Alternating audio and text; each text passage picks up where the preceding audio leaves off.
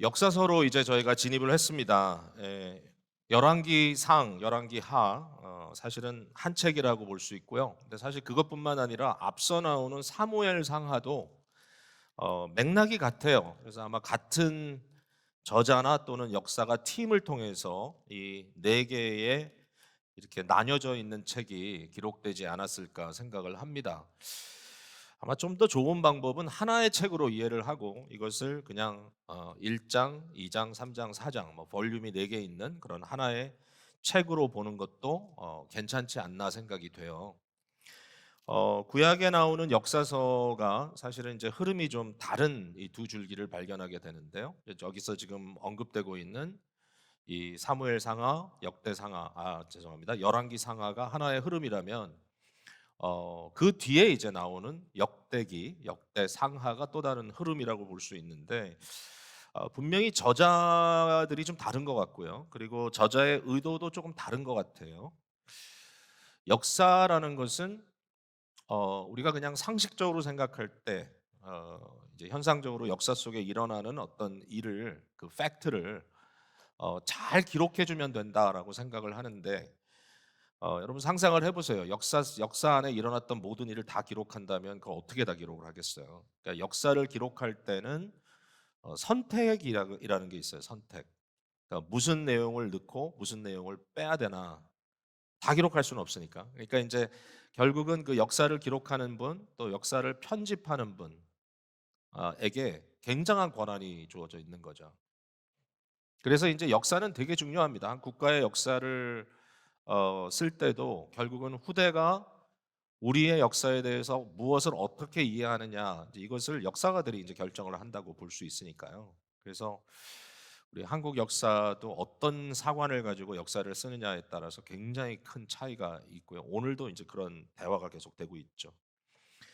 어, 좀 간단하게 얘기하자면 역대기의 그 역사가는 이 다윗 왕조에 대해서는 집중하고 있고요. 다윗이라는 사람을 거의 완벽한 사람으로 이렇게 그려내고 있습니다. 말 그대로 하나님께서 선택하신 왕. 결국 이제 메시아가 그 라인을 통해서 오게 되는데 다윗의 가장 큰 실수라고 말할 수 있는 밧세바와 동침한 이 간음 사건, 또 그의 원래 남편인 우리아를 죽도록 이렇게 조작했던 그런 모든 사건들은 역대기에는 아예 기록이 되어 있지 않습니다.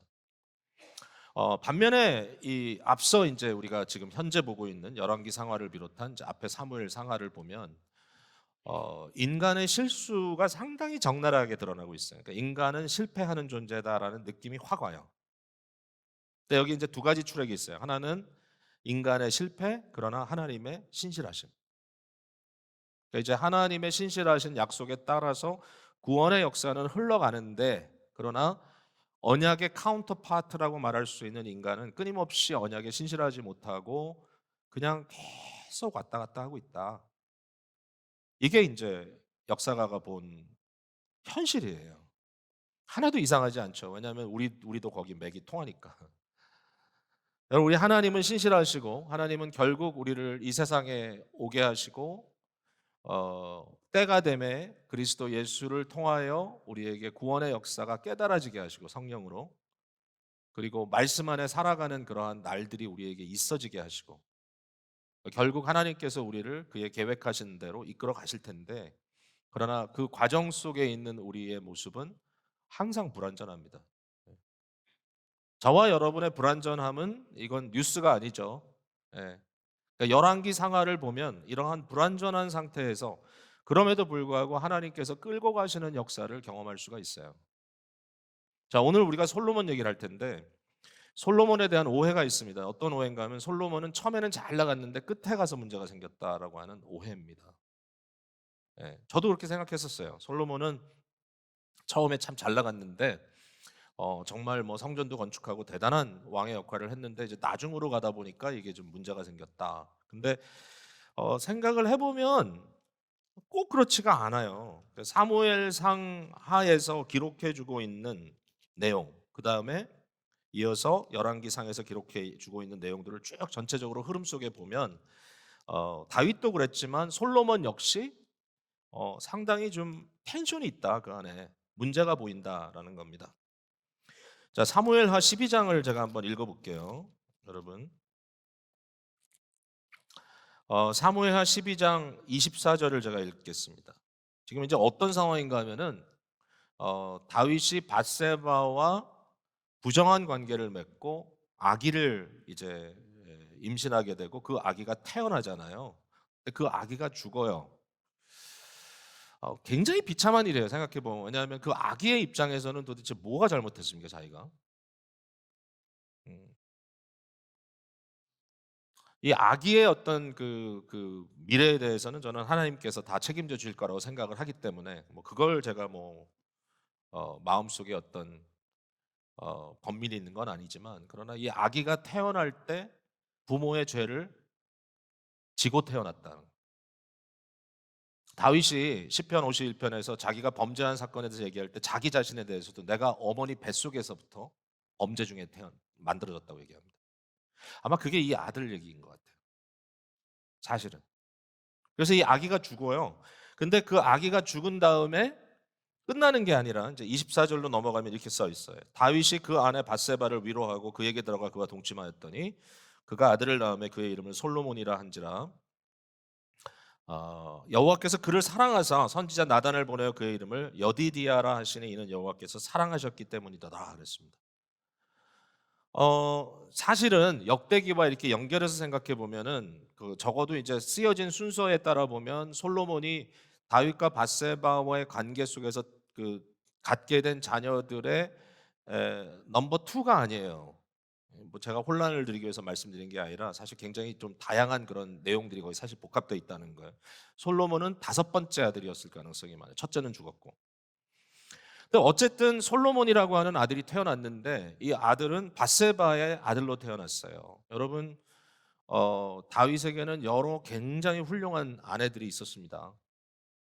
그러니까 이 밧세바를 취할 필요가 사실 없었죠. 전혀 아니었죠. 그럼에도 불구하고 욕망의 어떤 대상으로 이 여인을 취하게 되었잖아요. 우리가 다윗의 왕가를 이을 그 위대한 한 왕을 선택한다면 어느 왕자를 선택할 것인가, 이 부분에 대해서 좀 고민이 생기는데, 어쨌든 하나님께서는 밧세바를 통하여 태어난 솔로몬을 택했어요. 그냥 하나님이 그를 사랑하신대요. 이거는 그 이유를 모르겠어요, 솔직히. 아들이 굉장히 많더라고요, 다윗에게. 도대체 왜 솔로몬이냐? 심지어는 선지자를 보내서 그 이름을 솔로몬이 아니라 여디디아라고 불러라 그랬어요. 여디디아라는 말은 여호와께서 사랑을 하는 자다, 이런 뜻이에요. 사랑을 입은 자. 얼마나 하나님께서 그를 사랑하셨는지, 너는 내게 사랑받은 자다라는 이름을 그에게 주셨다는 거예요. 그러나 여전히 텐션이 있어요. 밧세바 아들이에요. 뿐만 아니라 자, 오늘 본문으로 왔을 때 열왕기상 우리가 읽진 않았지만 1절에 보면 이렇게 써 있어요. 솔로몬이 애굽 왕 바로와 더불어 혼인 관계를 맺어 그의 딸을 맞이했다 그랬습니다. 여러분, 신명기를 보면 이스라엘 왕에게 하나님께서 정말 부탁한 것 중에 하나가 뭐냐면은 다른 이방 나라들의 그 여인을 아내로 삼지 말라는 거예요. 왜? 너희의 마음이 흐트러지기 때문에. 결국 이방신을 섬기는 그러한 일이 벌어질 거기 때문에 하지 말라 그랬는데, 여기 보니까 첫 번째 솔로몬이 맞은 아내는 애굽 이집트의 바로의 딸이었어요. 뭔가 좀 맞지 않아요, 그죠? 자, 그 다음에 그뿐만이 아니에요. 지금 오늘 함께 나눈 이 에피소드가 어디에서 벌어지고 있느냐 하면은 산당이 있는 곳에서 벌어지고 있어요. 기브온 산당에서 벌어지고 있습니다. 3절을 보면 솔로몬이 여호와를 사랑하고 그의 아버지 다윗의 법도를 행하였으나 합니다. 행하였으나, 여기 뭔가 지금 상반되는 일이 벌어진 거죠. 산당에서 제사하며 분향하였다. 하나님이 산에다가 내 산당을 짓지 말라 그랬어요. 근데 그 산당, 여전히 남겨져 있던 그 산당에 올라가서 여호와께 일천 범죄를 드립니다. 뭔가 이렇게 여기 굉장히 텐션이 느껴지지 않아요? 예. 이게 좀 옳지 않은 것 같아요. 법궤는 어디 있어요? 법궤는 예루살렘에 있어요. 3장 15절에 보면. 아니 도대체 하나님의 임재를 의미하는 법궤가 있는데 도대체 어디 가서 하나님을 찾은 거야? 자, 제가 이제 이런 이슈를 계속 던지는 이유는 솔로몬의 시작은 괜찮았는데 나중에 문제였다가 아니라 솔로몬은 처음부터 계속 갈등을 갖고 있었다는 거예요. 하나님이 그를 사랑해. 그를 사랑하는 마음은 너무 지극해요. 하나님의 그 위험스러운 얼굴, 너무너무 하나님의 그 존엄한 얼굴에 그 얼굴이 솔로몬을 바라보는 그 순간에 얼굴에서 사랑이 뚝뚝 떨어져요. 그러나 솔로몬은 처음부터 보면 뭔지 몰라도 계속 텐션을 갖고 있어요. 저와 여러분이 크게 다르지는 않은데, 근데 이제 제가 이런 말씀으로 시작하는 이유는 혹시라도 우리가 오해하지 않기 위해서. 뭘 오해하지 말아야 됩니까? 솔로몬이 하나님께 구한 것이 너무 귀하고 결국 그 귀한 것을 구했기 때문에 하나님이 그를 너무 이뻐하셨고, 그래서 솔로몬은 이처럼 지혜롭고 부요한 사람이 되었다라는 그러한 어떤 결론, 그걸 좀 피하기 위해서 이 말씀을 드리는 거예요. 우리가 솔로몬을 통해 배울 수 있는 것은 사실은 유일한 방법은 온전한 솔로몬이 계시기 때문이에요. 그러니까 이제 열왕기 상하가 또는 심지어는 사무엘 상하가 다윗과 솔로몬과 그 이후의 왕들을 그려주면서 여기에서 지금 말하려고 하는 것은 결국 이들 가지고는 안 된다라는 거였어요. 이들을 통하여 약속하신 궁극적인 하나님의 왕, 하나님께서 세우신 메시아, 기름 부은 그리스도가 오실 것이다. 우리는 역사 이 편에서 그걸 보기 때문에 얼마나 우리에게는 놀라운 은혜가 있는지 몰라요. 우리는 이런 솔로몬을 보면서 갈등을 느낀다든지 다윗을 보면서 갈등을 느낀다든지 이스라엘의 역사의 몰락을 보면서 갈등을 느끼는 것으로 끝나는 게 아니라 그것이 있음에도 불구하고 그것을 극복해내시고 결국 그의 목적을 이루신 하나님의 주신 유일한 왕 중의 왕이신 그리스도를 보면서 위로를 받고 위안을 받고 마음에 힘을 얻는 겁니다. 우리는 솔로몬을 좋은 거 배워야 되는데요. 그러나 솔로몬을 통해 배우는 게 아니라 참된 솔로몬 되시는 진정한 솔로몬 되시는 트루 솔로몬이 되시는 예수 그리스도 안에서 그리스도의 완전한 순종 속에 솔로몬의 모습도 승화시켜서 봐야 합니다. 그래서 우리는 그리스도 안에 있기 때문에 믿음으로 그리스도와 연합됐기 때문에 성령으로 말미암아 그리스도와 딱 붙어 있기 때문에 우리는 이것이 남의 얘기가 아니라 우리의 이야기로 들을 수 있는 것이고 지금 이 순간에 혹시라도 우리의 생각이 아직 정리가 안 되고 혼동스러워서 아직도 확정하지 못한 부분이 있다면 오늘 말씀을 통해서 내가 그렇게 살아야 되겠구나라고 주님 앞에 다시 헌신하는 그런 시간을 우리가 맞아야 합니다. 솔로몬을 닮는 것이 아니라 참된 솔로몬이신 그리스도 예수를 바라보는 거예요. 여러분, 이 사건이 벌어졌을 때 솔로몬은 나이가 얼마나 됐을까요? 제가 뭐 계산하는 방식, 뭐 여러 가지 추측 이런 거 다 이제 내려놓고 그냥 여러분께 딱 말씀을 드리면 한 20대 초중반 정도 됐을 거라고 생각합니다. 어, 이 다윗 왕이요. 역대상에 보면 역대상 22장에 보면 이 성전을 지어야 되는데 이제 자기는 못 지니까 솔로몬이 지어야 되잖아요. 근데 솔로몬에게 이 성전을 짓는 태스크를 넘기면서 하나님께 한 말이 있어요. 뭐라고 얘기하냐면은 다윗이 이르되 내 아들 솔로몬은 어리고 미숙하여 그랬습니다. 어리고 미숙하여. 솔로몬 스스로도 오늘 본문에 보니까 7절에 종은 작은 아이라 이렇게 얘기합니다. 20대가 아이는 아니죠. 그러나 자기가 생각하건대 이 거대한 일을 맡아서 진행하기에 자기는 너무나 연약한 존재다라고 하나님께 고백합니다.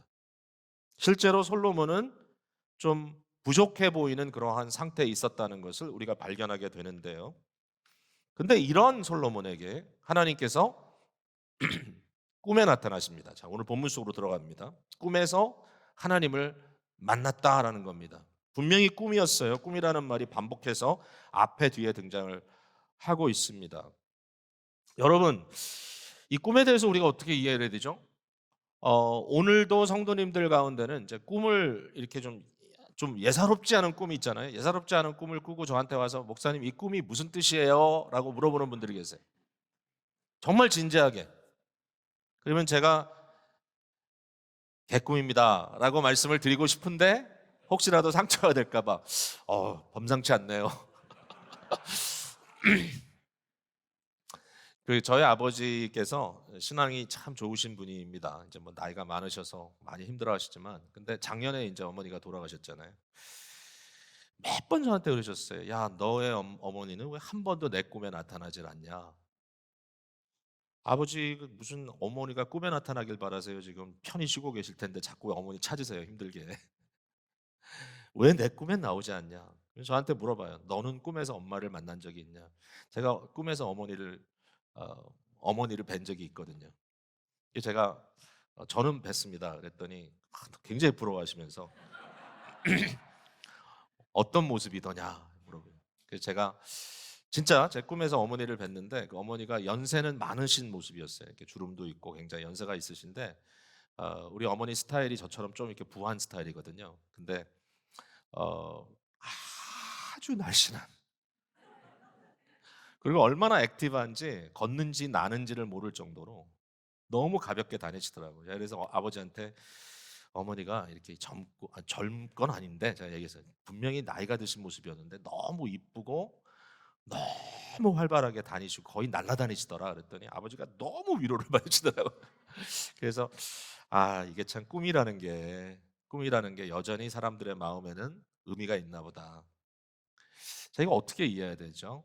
20세기의 정신 분석학의 아버지라고 불리는 이제 시그먼 프로이드라고 하는 사람이 참 희한한 얘기를 많이 했는데 이 사람은 꿈을 되게 강조했어요. 그래서 사람에게 일어나는 많은 일들, 정신적인 문제, 육체적인 문제가 어디서부터 오느냐? 사실은 의식의 범주에서 오는 게 아니라 무의식의 범주에서 온다. 그러니까 사람들에게는 자기가 의식하지 못하는 축적된 경험과 여러 가지 갈등 또는 어떤 뭡니까 desire 욕망들이 이, 이 무의식 속에 굉장히 큰 무의식을 갖고 있는데 그게 우리가 모르지만 꿈을 통해서 이렇게 바깥으로 나온다는 거예요. 그래서 그거를 해석을 많이 했어요. 별 황당한 해석이 많은데 이 사람은 조금 약간 변태성이라서 하도 이상한 얘기 많이 해요. 근데 어쨌든 뭐 이것 때문에 우리가 꿈을 들여다봐야 될까요? 자, 근데 우리가 성경을 보면 분명히 아는 게 있어요. 성경 속에 분명히 하나님은 꿈과 환상을 통해서 선지자들에게 말씀하셨어요. 맞죠? 맞아요. 하나님이 아론과 미리암에게도 모세에 대해서 얘기할 때 선지자들에게는 내가 꿈과 환상으로 나타난다라고 얘기를 하셨어요. 그러니까 그게 분명히 하나님께서 사용하신 방식이고요. 꿈이라는 것은 그런 의미를 갖고 있어요. 그런데 이게 좀 한계점이 있어요. 그게 뭐냐면 자, 제가 히브리서 1장 1절 말씀을 한번 읽어볼게요. 이렇게 써 있어요. 옛적의 선지자들을 통하여 여러 부분과 여러 모양 속에는 꿈과 환상과 여러 가지 하나님의 현현하시는 방법을 통해서 우리 조상들에게 말씀하신 하나님이 이 모든 날 마지막에는 아들을 통하여 우리에게 말씀하셨다. 결국 이제 성경은 예수 그리스도가 종말적인 어떤 파이널리티의 의미를 갖고 있기 때문에 구약에 있었던 모든 이러한 계시의 행위들이 예수 그리스도가 하나님이 육신을 입고 이 땅에 현저하게 드러났던 꿈도 아니고 환상도 아니고 실제로 그를 만질 수도 있고 그와 함께 얘기할 수도 있고 이랬던 그리스도 예수의 모습으로 나타난 것이 종말적 이 결과다라는 얘기죠. 그러니까 다시 말해서 이제 우리에게는 더 이상 꿈이나 환상의 의미가 아니라요. 이 과거의 선지자들이 했던 모든 그 계시에 대한 총망라와 이것이 성취된 것을 사도들을 통하여 그리스도 예수의 삶과 죽음과 부활 그 위에 모든 명령과 설교와 그리스도의 행동들을 담아낸 이 하나님의 말씀이 완성됨으로써 우리들에게 66권이라고 하는 이 세부적인 책으로 만들어진 이 성경 말씀이 있다 없다 하는 것도 아니고 꾸었다 안 꾸었다 하는 것도 아니고 영구한 객관적인 완성된 하나님께서 그리스도 예수를 통하여 어떠한 구원을 계획하셨고 그 일을 이루셨는가 그리고 우리를 향한 하나님의 뜻이 무엇인가 우리가 어떻게 하면 하나님을 영화롭게 하고 그로 인하여 즐거워하며 살아갈 수 있을까에 대한 객관적이며 완성되었으며 영구적인 언약의 말씀을 우리에게 주셨기 때문에 이제는 더 이상 우리가 예배 때 어제 꿈꾼 얘기 좀 해보세요 이런 얘기 안 합니다. 이제는 뭐 하죠? 하나님의 말씀을 읽고 이 말씀을 해석합니다. 성령께서 주신 거기 때문에 성령께 의지하고 이 말씀을 해석합니다. 믿음으로 하나님의 음성을 듣습니다. 어떻게 들어요? 모든 개혁주의 교회가 소유한 신앙 고백 속에는 첫 장은 항상 성경에 대한 겁니다. 우리에게 유일한 권위는 뭐냐? 내가 어제 꿈을 꿨어요. 어떤 목사님이 산기도하고 내려와서 하나님이 내게 음성을 들려주셨어요. 그런 거 다 걸러야 됩니다. 걸러야 돼. 아무리 뭐 목사님이 뭐 대단한 꿈을 꿨다 그래도 갑자기 교회에서 뭐 다 절차가 있는데 목사가 절차 다 무시하고 아 우리가 이렇게 가려고 했지만 하나님이 어제 그거 아니다라고 말씀해서 이게 일로 가야 됩니다. 이러면 가야 되느냐? 아닙니다. 유일한 근거는 성경 안에 말씀하시는 성령님이다 이렇게 얘기했습니다. 오늘은 우린 그런 시대에 살고 있어요. 그래서 꿈은 모르겠어요. 뭐 그게 우리에게 격려가 될 수도 있겠지만 그러나 핵심은 뭐냐면 하나님의 온전한 말씀은 말씀 성경을 통해서 우리에게 전달된다. 성령께서 말씀을 통하여 말씀하신다.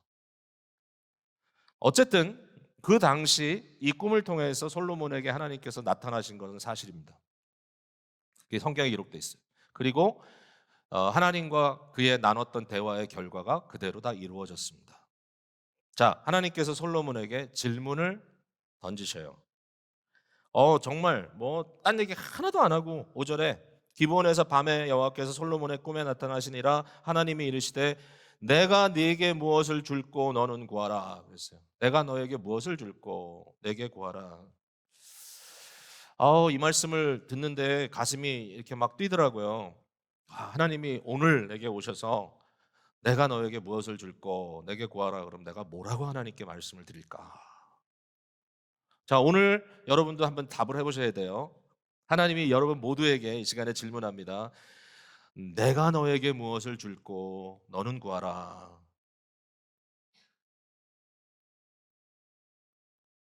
뭐라고 답하셨어요?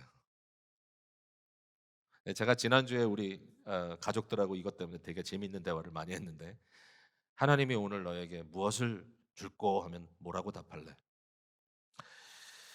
자, 제가 이렇게 얘기는 해놓고요. 한편으로 생각해 보면 되게 한심해요. 왜냐하면은 우리에게 영구하게 주신 성경 말씀을 보면 하나님은 계속 이 질문을 우리에게 하고 계셨어요. 꿈속에 나타나야 그 질문이 되는 게 아니라 하나님은 계속 이 질문을 우리에게 하고 계셨다고요. 우리 예수님께서 참 솔로몬 되신 예수님께서 마태복음 7장 7절에 자 여러분 들어보세요. 구하라 그리하면 너에게 주실 것이요 찾으라 그리하면 찾아낼 것이요 문을 두드리라 그리하면 너에게 열릴 것이다.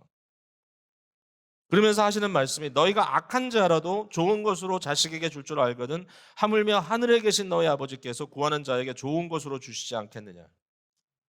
솔로몬을 사랑하시사 사랑이 뚝뚝 떨어지는 얼굴로 그에게 다가오셔서 솔로몬아 내가 네게 무엇을 줄고 너는 구하라 라고 말씀하신 그 사랑의 아버지가 저와 여러분에게도 날마다 그 질문을 하고 계신 걸 아셨어요? 오늘도 그 질문을 하셨어요. 그러니까 우리가 답을 해야 돼요, 하나님께 매번. 기도는 바로 이와 같은 하나님의 질문에 답하는 행위입니다. 하나님, 감사합니다. 나의 아버지요. 날마다 나와 함께 하시고 이 질문을 하셨네요. 오늘 뭐라고 여러분 답하시겠습니까? 후히 주시고 꾸짖지 아니하시는 하나님께 구하라. 여러분 걱정하지 말고 구하세요. 내가 이거 잘못 구했다가 어, 꽝 나오는 거 아닌가? 잘못 구하는 것 뭐 별로 좋은 일은 아니지만 그러나 하나님께서 그것도 우리에게 힌트를 다 주셨습니다. 어떻게 구할 것인가? 자, 이제 솔로몬의 대답입니다. 솔로몬이 한 대답이 얼마나 좋은 대답이었는지 이 대답이 하나님 마음에 딱 맞았대요. 10절에 보니까 솔로몬이 이것을 구하며 그 마음이 주의 마음에 든지라 하나님의 마음을 기쁘시게 한 자. 예수 그리스도께서 요단강에 세례를 받으시고 올라오는데 이는 내 사랑하는 아들이요. 이는 내 사랑하는 아들이요. 나를 기쁘게 하는 자라. 나의 모든 사랑이 그 위에 있다. 하나님께서 정말 마음에 기뻐하신 것 뭘까요? 그게 자, 구절을 한번 봅니다. 여러 가지를 이제 얘기를 합니다. 솔로몬이 지금 이게 내가 이렇게 왕이 됐는데 왕으로서 내가 지금 일을 할 수 있을지 잘 모르겠습니다. 그러면서 구절에 보니까 누가 주의 이 많은 백성을 재판할 수 있사오리까? 이 많은 백성이 있대요.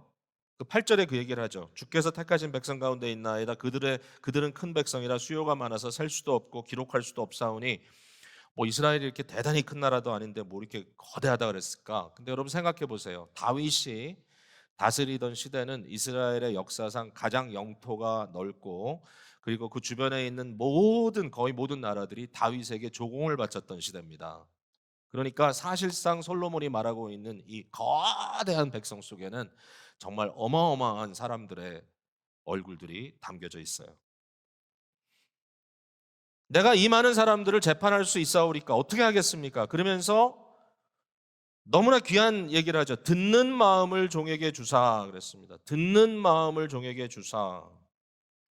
제가 백성들을 올바르게 재판하고 저들을 이끌어가게 해주십시오. 여기 재판이란 단어는 단순히 법정에서 판결하는 것만이 아니라 이 다스리는 행위를 의미합니다. governing.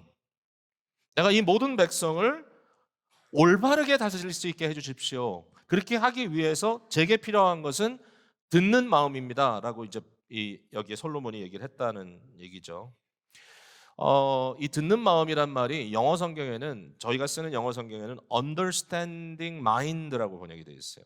understanding 이해하는 굉장히 이해를 잘하는 그러한 마인드 마음을 제게 주십시오라고 되어 있는데 항상 이렇게 번역이 다른 걸 보면 어느 게 맞는 거야 무엇이 옳은 거야 고민을 하게 되잖아요. 그러면은 뭐 물론 아주 틀린 번역은 아니겠지만 뭐가 더 원래 의미에 접근된 번역일까라고 고민을 하면 할 수 없이 이제 원어를 들여다봐야 되는데 그 히브리어를 딱 이렇게 찾아서 읽는 순간에 마음에 확 이렇게 오는 감동이 있어요. 왜냐하면 그게 어떤 그 구절로 되어 있냐면은 이렇게 써 있어요. 랩이라는 말은 뭐냐면 우리의 마음, 우리의 속사람, 우리의 속마음, 그렇죠? 우리의 heart입니다. 랩 근데 거기서 끝나는 게 그 다음 어떤 랩이냐, 어떤 heart냐, 샤마 이렇게 돼 있어요.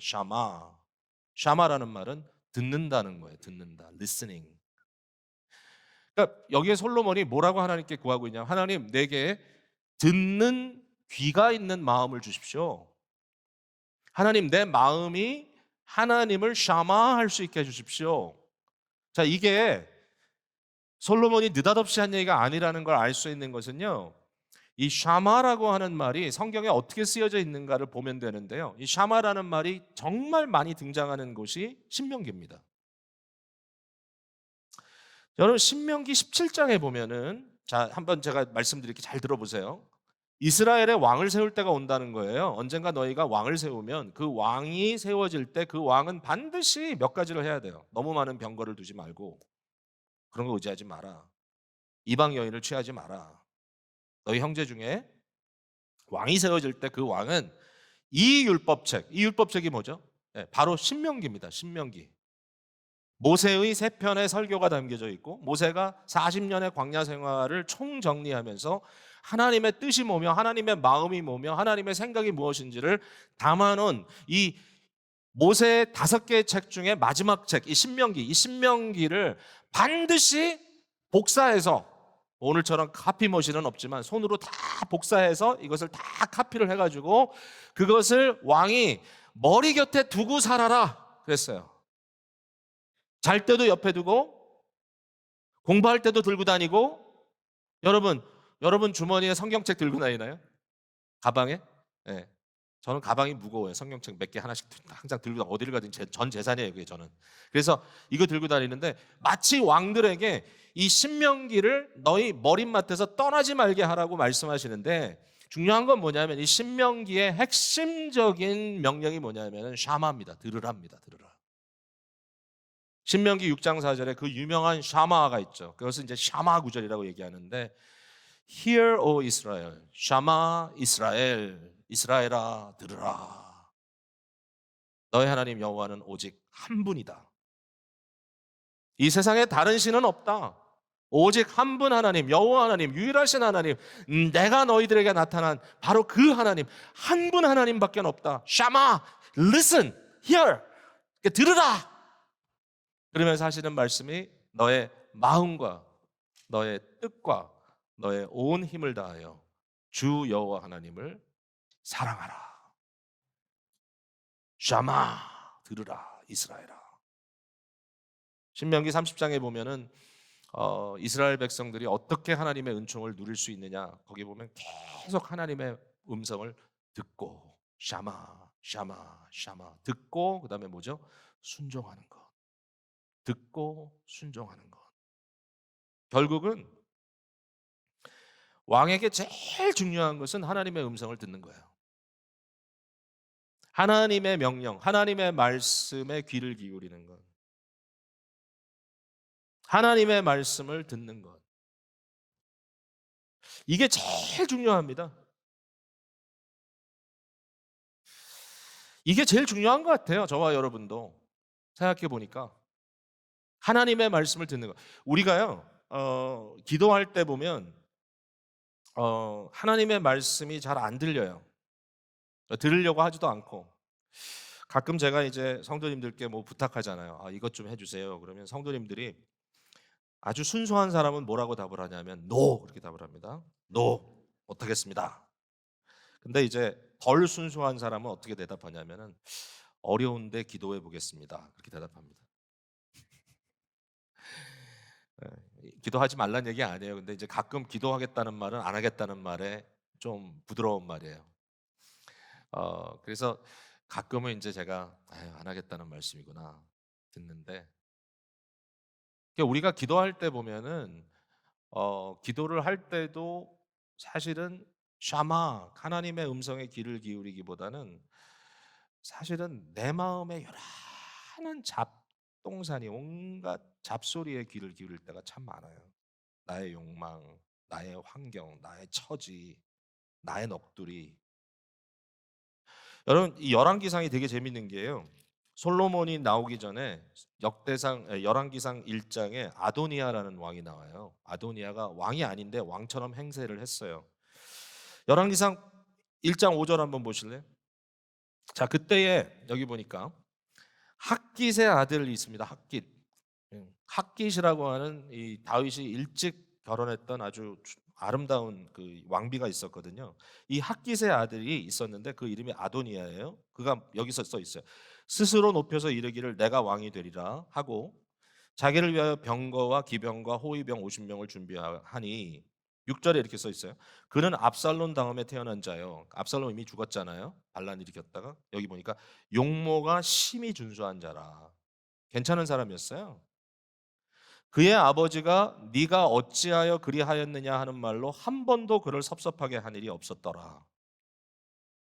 이게 욕입니까? 칭찬입니까? 정말 이 아들은 너무너무 말을 잘 들어가지고 아버지가 한 번도 그를 야단칠 필요가 없는 아들이었을까요? 아니면 아버지가 좀 무심하게 키웠던 아들일까요? 과거 과정은 어땠든지 몰라도 결론은 뭐냐면 이 아도니아라고 하는 친구는 하나님의 음성을 안 들어요. 뭘 들어요? 자기 얘기를 들어요. 그 자기 얘기가 뭐죠? 스스로 높여 이르기를 내가 왕이 되리라. 자기가 결정했어요. 왕은 누가 세우죠? 하나님이 세웁니다. 왕에게 누가 기름을 붓죠? 하나님이 기름을 붓습니다. 근데 이런 왕들은 어떤 왕이죠? 압살롬처럼 스스로 창과 칼을 빼들고 자기가 권력을 취하려고 하는 사탄에 속한 왕입니다. 되게 아이러니하죠. 열왕기상의 결국 하이라이트는 뭐냐면은 누가 언약의 하나님께 순종할 것인가, 누가 그의 음성에 귀를 기울일 것인가, 누가 샤마를 할 것인가. 근데 제일 먼저 등장하는 왕은 하나님께 귀를 기울이지 않고 자기 소리에만 익숙한 사람입니다. 누구도 그에게 왜 그렇게 해? 라고 다고쳐 본 적이 없습니다. 제가 이렇게 기도를 하면서 생각을 해보면 제일 심각한 문제가 뭐냐면 제 마음이 굳어 있다는 거예요. 제 마음이 딱딱해. 기도의 첫 단계 속에 들어가면 마음이 굳어 있다는 것. 주여, 제 마음을 개경하시사 제 마음속에 하나님의 말씀이 뿌려지게 해 주십시오. 그렇게 기도할 수밖에 없어요. 여러분 그 솔로몬이 하나님 저에게 리스닝 이어를 주십시오. 이 샤마 할 수 있는 마음을 주십시오라고 얘기했을 때 이게 굉장히 왕으로서 너무나 귀한 질문 이 간구인 게 뭐냐면은 여기 보니까 그렇게 해 주시면 주의 백성을 재판하여 선악을 분별하게 하겠습니다. 이거예요. 아니 백성을 선악을 분별하려면 백성의 말을 들어야 되잖아요, 여러분.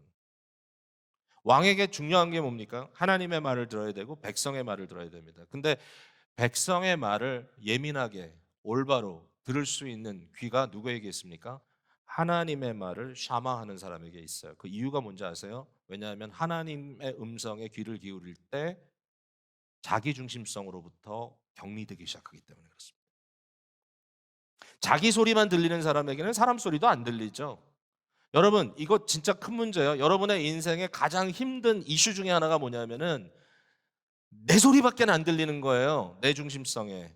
그래서 항상 이렇게 뭐 일을 하는 뭐 저도 마찬가지지만은 혹시 내가 내 말만 듣고 있는 거 아닐까? 혹시 내 주장만 하고 있는 건 아닐까? 하나님의 말씀을 제가 듣고 있습니까? 하나님께서 제 마음을 소프트하게 해주셨기 때문에 제가 예민하게 지금 모든 사람들의 건강한 목소리들을 듣고 있습니까? 아니면 내 말만 하고 있습니까? 이 모든 것의 출발은 바로 하나님께 귀를 기울일 수 있는 마음을 갖고 있는 것입니다. 레브 샤마 어려운 말은 아니죠. 히브리어 레브 마음 샤마 듣는 마음. 여러분 기도할 때 하나님 내게 listening heart 내게 레브 샤마를 주십시오. 내가 하나님 앞에 부드러운 마음을 가지고 주의 말씀에 귀를 기울이게 해 주십시오. 그러면 모든 것이 아름답게 이루어질 것 같습니다. 자, 하나님께서 여기에 대해서 어떻게 응답하시나요? 하나님이 굉장히 좋아하셨죠. 마음에 딱 드셨어요. 그리고 이 하나님께서 응답하시기를 이렇게 합니다. 11절에 이에 하나님이 그에게 이르시되 내가 이것을 구하도다 너를 위하여 장수하기를 구하지 아니하며 부도 구하지 아니하며 자기 원수의 생명을 멸하기도 구하지 아니하고 오직 송사를 듣고 분별하는 지혜를 구하였으니 내가 네 말대로 하여 내게 지혜롭고 총명한 예민한 마음 듣는 귀가 있는 마음을 주겠다. 근데 그것뿐만 아니라 13절에 보니까 내가 구하지 아니한 부귀와 영광도 내게 주겠다. 자, 여러분 하나님께서 칭찬하신 건 뭐냐면은 솔로몬이 long life 장수하는 것, 그다음에 rich life 부유한 것, 돈 많은 것, 그다음에 모든 그 이 경쟁에서 승리하는 것, 홀로 승자가 되기를 원하는 것, 그것을 구하지 않았다는 거예요. 그러니까 이건 되게 훌륭한 일이다. 네가 스스로 자기 중심성에서 빠져나오지 못하는 인간이 되어 결국은 굉장히 자기 중심적인 것만을 구했다면 그것은 좀 문제가 있었을 텐데. 근데 여러분 우리가 우리의 건강을 구한다든지 우리가 좀 돈을 벌 수 있기를 구한다든지 뭐 이런 것들이 잘못된 건가요? 그 자체가? 저는 어 이게 절대적인 의미라고 생각은 안 해요. 그러니까 어떤 건가 하면 이런 거예요. 제가 어제도 여기서 작은 결혼식을 주례를 했어요. 정말 가족만 모여서 하는 결혼식이었어요. 주례를 하면서 제가 이 결혼 그 성혼을 공포하고 나서 이제 두 사람을 위해서 기도해 주잖아요. 그러면 기도할 때 손을 얹고 제가 기도할 때 이런 기도를 합니다. 주님 이들에게 건강을 주셔서 언약의 자손 또 그 이후의 자손까지 볼 수 있게 해주세요.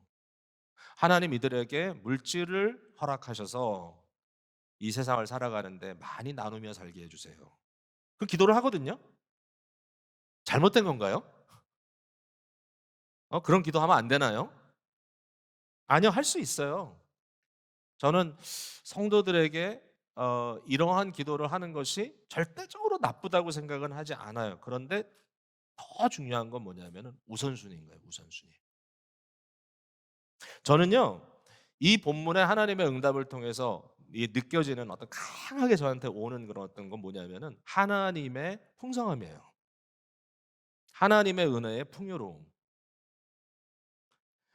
우리가 가끔 오해해요.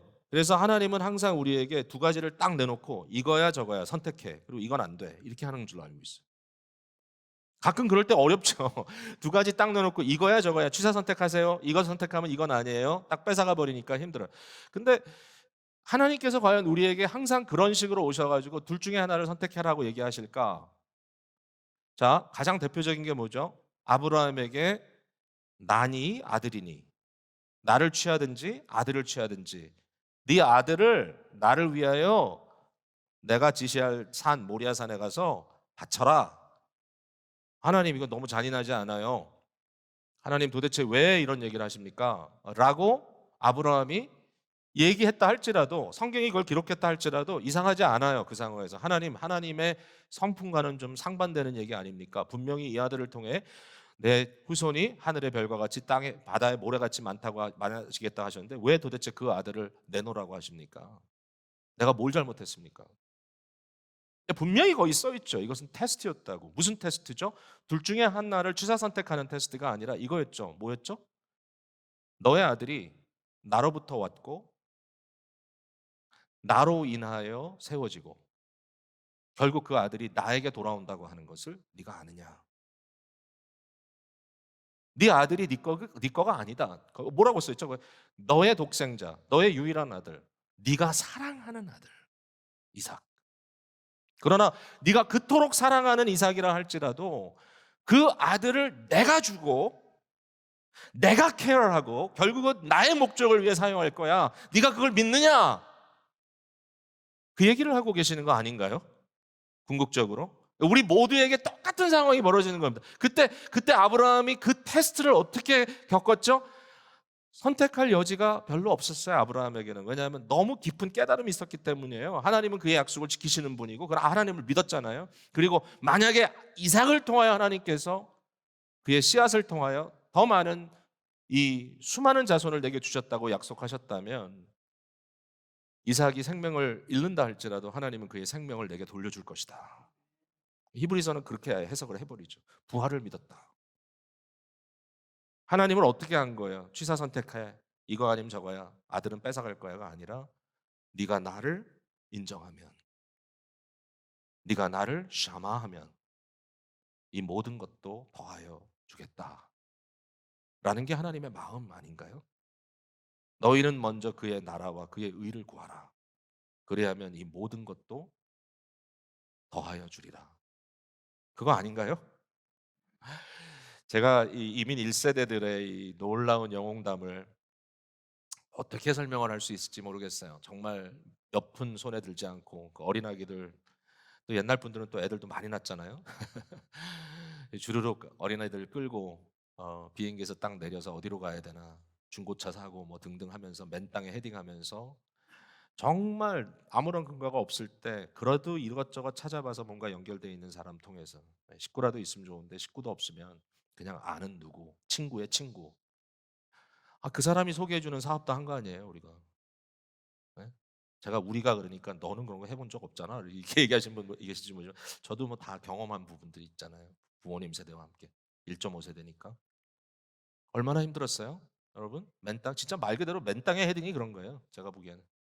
어떤 분들은 제가 개척 뭐 교회 개척 맨 땅에 헤딩 그러는데 그건 맨 땅에 헤딩 아니에요. 믿을 구석이 좀 있었어요 제 마음에. 근데 이민 초기에 이 맨 땅에 헤딩 여러분 맨 땅에 헤딩 하셨잖아요. 근데 제가 너무 기가 막힌 생각을 해 마음속에 이걸 이제 생각하면서 뭐냐면은 그 맨 땅에 헤딩을 할 때 제일 먼저 들어오는 생각은 뭡니까? 생존에 대한 위협이잖아요. 내가 살아남을 수 있을까? 내가 이걸 이겨낼 수 있을까? 여러분께서 그렇게 하셨어요. 여러분께서 그렇게 하시면서도 뭘 하셨죠? 선을 그셨어요. 선을. 어떤 선을? 예배의 선을 그셨어요. 물질에 있어서도 헌신의 선을 그셨어요. 여러분, 성도와의 교제, 교회라고 하는 것을 세워야 되겠다라고 하는 헌신을 가지고 그 엄청난 물질적 희생을 여러분이 하셨어요. 그 와중에도 왜? 뭐 잘했다 못했다 돌이켜 보니 그때는 좀 이상한 것도 있었다. 뭐 그렇게 얘기할 수도 있겠지만 그러나 중요한 건 뭐냐면 여러분이 선을 그셨던 거예요. 아니, 망하면 어떡하려고? 돌이켜 보니까 맨 땅에 헤딩을 하긴 했는데 정말 힘들었었는데 선을 걷고 선을 긋고 하나님 내가 이거 하나님 중심으로 가겠습니다 라고 오늘까지 해왔던 부모님들이 굶어 죽었던가요? 우리의 간증이잖아요. 근데 왜 요새는 안 해요? 여러분 요새 2세들이 뭐 11조 하나요? 제가 평생 벌 수 있는 것보다 우리 아이들이 훨씬 많이 벌어요. 솔직히. 여러분의 자녀들은 참 돈을 잘 벌더라고요. 다는 아니겠지만. 근데 그 자녀들에게 먹고 사는 문제도 아니고 자기가 갖고 싶은 것을 못 갖는 문제도 아닌데 그럼에도 불구하고 11조 같은 거 얘기하면 웃어요.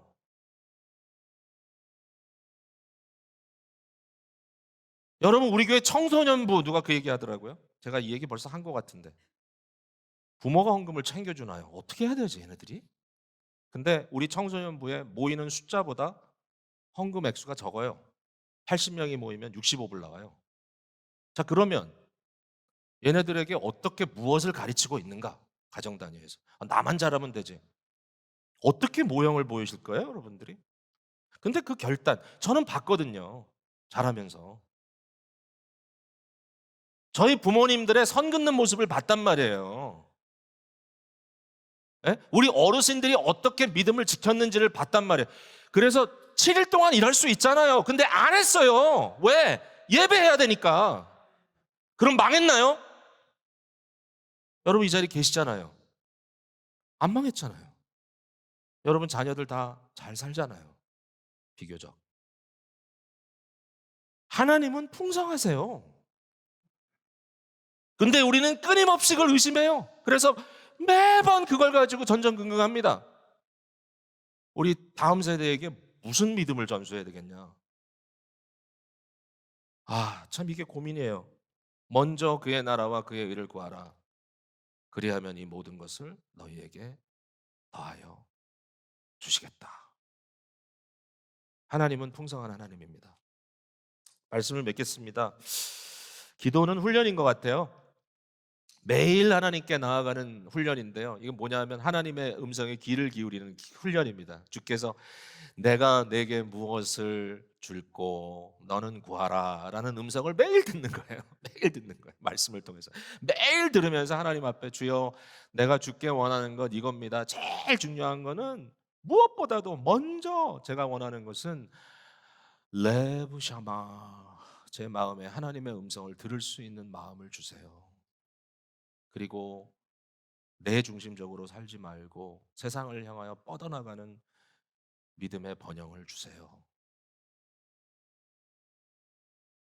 그리하면 이 모든 것도 주께서 채워주실 줄로 믿습니다.